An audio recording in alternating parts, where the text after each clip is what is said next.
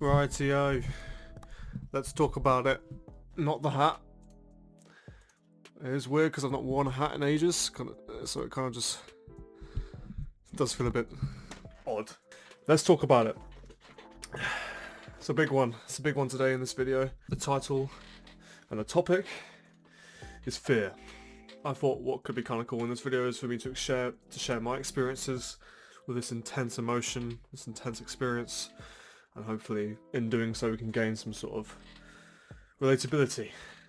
This can be quite a sensitive one for a lot of people, and it is for me. It helps to talk about these kind of things, and when you talk about your experiences and put them out there, you can alleviate a lot of weight. It's a very relevant experience and talking point, especially nowadays, and maybe for a lot of people my age. I'm 23 years old. I've just turned 23. I look about 16, but I am 23, and I can get scared. I can get scared of things. I can get overwhelmed, very anxious, very overstimulated. Now this may link back to my childhood, experiences in the past and such, maybe a little bit of trauma, potentially autism and ADHD. Those are things that are subjective for me. It might not be for other people, but it definitely induces it more, I'd say. So yeah, I get it on quite a large scale.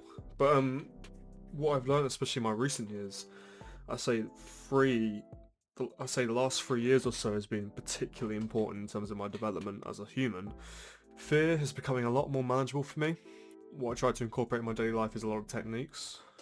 A lot of these are anxiety reducing techniques, such as grounding yourself, stimulating your senses, physical activity, talking, and putting yourself out of your comfort zone hugely. And this is probably going to be the one that a lot of you will struggle with. It is the hardest one. It is the way you become happy. You won't be happy until you do what scares you. I live by that. You need to put yourself in situations where your comfort levels are practically non-existent or very low. In turn doing so, you'll be very scared. You'll be afraid. But the more you do it, the more you manage it, the more you kind of subconsciously just learn, you adapt.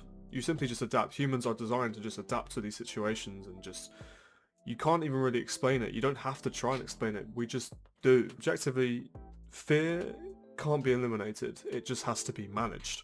Putting yourself out of your comfort zone, whether it be doing a job that you never thought you'd do, or going to an overcrowded gym, or finally doing your driving lessons, or talking to a stranger, asking how their days are, or taking public transport, going on an aeroplane, managing it, you need to be motivated and you need to discipline yourself. You can't lay around, you can't procrastinate. It's a big one. Procrastination, trust me, it's the same for me as well. I'm only just learning how to adapt to it. You're putting everything onto a tomorrow time schedule. You're sliding everything along to the right to a tomorrow basis. Tomorrow is never today. You need to make tomorrow today, because maybe yesterday you said you were going to do something today and you've now put it to the side again for tomorrow. The more we do this, and when we also are realizing that we're doing it, yet we're not doing anything about it, comes getting scared. I remember when I got into bartending, and I was absolutely terrified. Because it's such a social job, there's a lot of responsibilities, it's a high-paced environment, you can get stressed out quite easily, there's a lot to manage, a lot to do, but I did it, and I carried on persisting with it. Only in recent years, I've come out my shell a lot more, because I forced myself to. And that is me essentially battling my fear, battling my procrastination, battling my resistance to do something, biting the bullet. Fear hates that. Fear is the bullet. Bite it. If there's something you want to do and you're anxious and overthinking the outcomes and you're imagining what if scenarios and such, train your brain to understand that the whole what if process that you go through is completely unrealistic actually, and rather irrational of your brain. It's your brain projecting its fear of a situation that's not even happened yet. 90% of the time, the what if scenarios that you have in your head won't happen and they're unrealistic. To overcome fear and feeling very uneasy about a task in hand, sometimes doing rather than thinking before is the best thing you can do. I remember reading something once saying if you overthink talking to someone for 5 seconds before you actually do so, you're going to lose your charm, you're going to lose your wit, you're going to lose your charisma, and then you'll question yourself so much afterwards as to why you found that so difficult. You were scared. You're apprehending the results. You didn't enter flow state. You over-dramatize it mentally. You thought so much that you lost a piece of yourself temporarily. I know this may sound completely ridiculous to say, but you just have to do it. You just have to kind of switch off your brain and just go for it. It's a tricky one. It's by no means something that you can just do straight away. It takes baby steps. I recommend starting off small. Find out what scares you the most and break that down. Break it down into small fragments and challenge each one. For example, if you're scared of driving for the first time and you don't want to do it, but you know it's such a good thing you can do, and you know it's such a good thing to have under your belt, break it down. You're driving with an instructor that knows what they're doing, fully qualified, professional, has control as well. This is a rational fear to have, so I think it's a good example to use driving because you're not necessarily safe.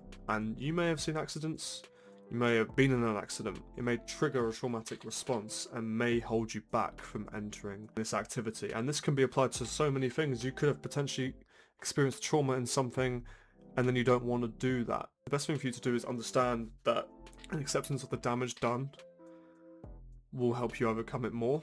If you do want to drive but you're terrified because you've been in an accident before, first of all you need to make sure you train your brain to understand that this thing that happened before is now in the past. Even though you think it's a reason that it should stop you, it shouldn't be, because it's a different experience that happened in the past and you probably didn't have any control over it, and it's unlikely going to happen again. Understand that if you learn to drive, you're being looked after, you're safe with an instructor. Every single lesson you do, you'll get more confident and you'll get more comfortable, and in turn doing so, you might overcome something, and it might be big for you as a person as well because it's transferable. If you overcome a fear of one thing, it will likely pass on to another thing, and as a person, it may affect your character. Any subjective experience you've gone through that's holding you back, through trauma, anxiety, you name it, you can overcome it. It's hard, but you can do it. And I know you can do it. But you need to know that you can, because I know you want to. We don't want those fears, we want to do it. We want to do that driving lesson. We want to go to a crowded gym. We want to do that interview. We want to phone the doctors. We want to lay our boundaries on thick with someone. We want to be confident in ourselves. It all transpires. If you overcome a fear, it's likely that your confidence will flourish coercively. Something to think about. Understand that thinking retroactively won't do you any favours in the present. It will stop you from becoming the person you want to be. That should be your fear. Seek support through others. Talk to people. Gain relatability. Gain trust. Gain clarity of a situation. That's going to do you wonders in your steps to overcoming something.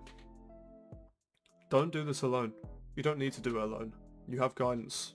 You may not know it. You may think you don't, but you do. It's always there. You've got someone that gives a fuck. Understand that. Battle it. Don't let it do this.